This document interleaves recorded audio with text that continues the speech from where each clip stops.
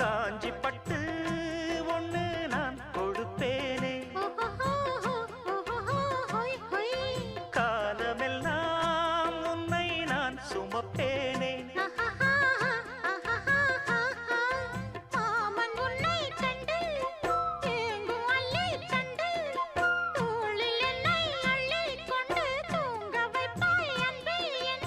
என் கண்ணில் நீதானம்மா, உண்ணாமல் உறங்காமல் உன்னால் தவிக்கும் பொண்ணு மணியின் நெஞ்சுக்குள்ளே இன்னாருன்னு சொன்னால் புரியும்.